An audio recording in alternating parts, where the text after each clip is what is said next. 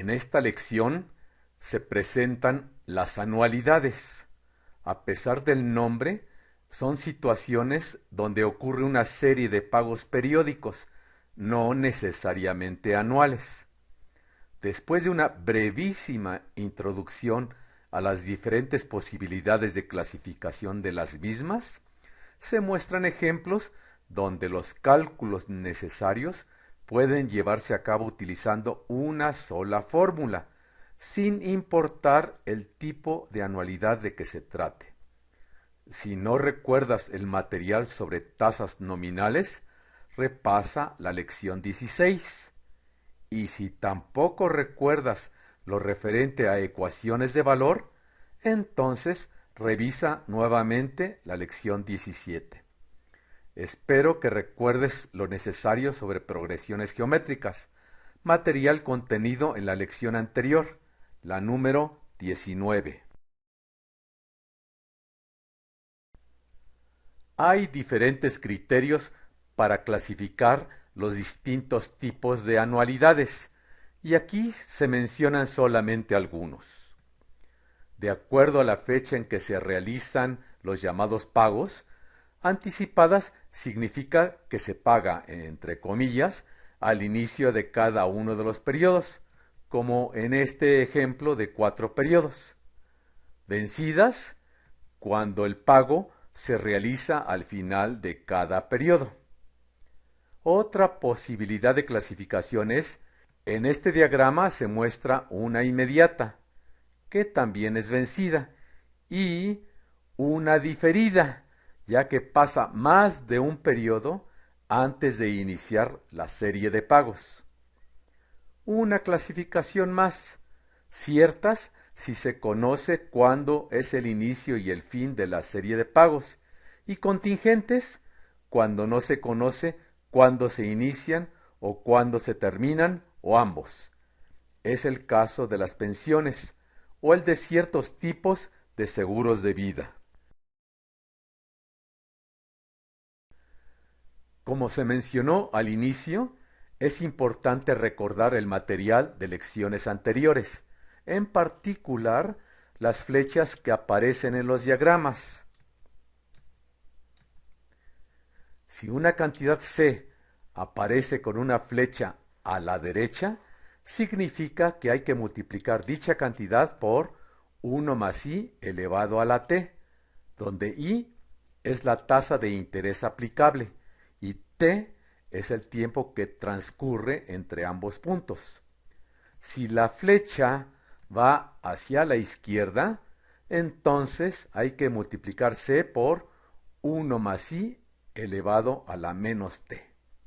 Y cuando al plantear la ecuación de valor se identifiquen los términos de una progresión geométrica, se recurrirá al cálculo de la suma de dichos términos, que también puede expresarse como sigue. Acuérdate que B es el primer término de la suma, R es la razón de la progresión y N es el número de términos a sumar. Un primer ejemplo. Aquí los llamados pagos corresponden a los 5 depósitos que se van a hacer. Como ya sabes, primero el diagrama, la línea del tiempo, dividida en bimestres, el saldo por determinar y los 5 depósitos. Como notarás, esta anualidad ni es anticipada ni es vencida. Eligiendo como fecha focal el último punto, presento las flechas.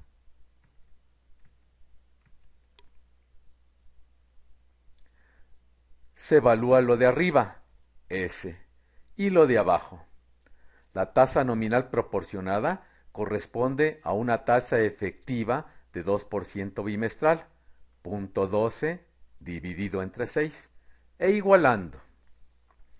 Como podrás observar, el lado derecho de la ecuación corresponde a la suma de los primeros 5 términos de una progresión geométrica. Se obtiene la razón dividiendo el segundo entre el primero, lo que da R igual a 1.02 elevado a la menos 1. Listo. Se aplica la fórmula tomando en cuenta que el primer sumando es 15.000 por 1.02 elevado a la 4. El primero por 1 menos la razón elevado a la 5 entre 1 menos la razón.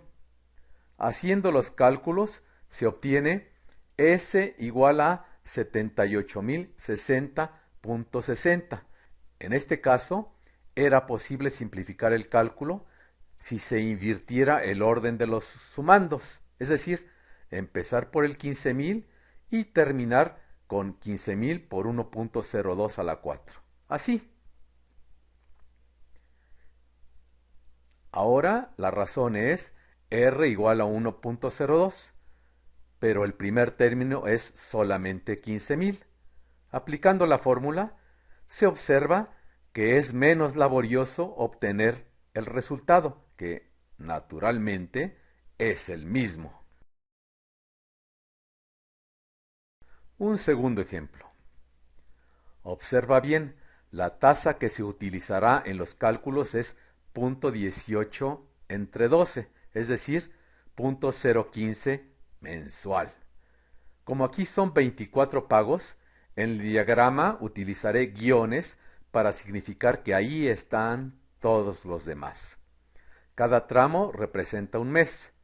Se anotan las cantidades. Y se escoge el punto inicial como fecha focal, añadiendo las flechas y calculando lo de arriba, lo de abajo e igualando, se completa la ecuación. Otra vez, se ve que el lado izquierdo corresponde a la suma de los primeros 24 términos de una progresión geométrica. ¿Puedes determinar la razón? Bien, la razón es 1.015 elevado a la menos 1. Como el primer término es 10.000 por 1.015 a la menos 1, al aplicar la fórmula se obtiene lo siguiente. Obteniendo la respuesta, el depósito debe ser de 200.304.05. Se puede simplificar la expresión si se multiplica por 1.015 el numerador y el denominador. En el numerador se cancelaría el 1.015 a la menos 1 y en el denominador se tendría 1.015 menos 1, es decir, 0.015, quedando así. Comprueba que se tiene exactamente el mismo resultado, pero más fácilmente. Un tercer ejemplo.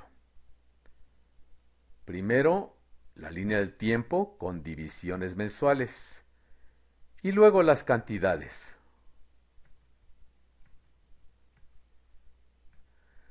Y escogiendo el primer punto como fecha focal, las flechas.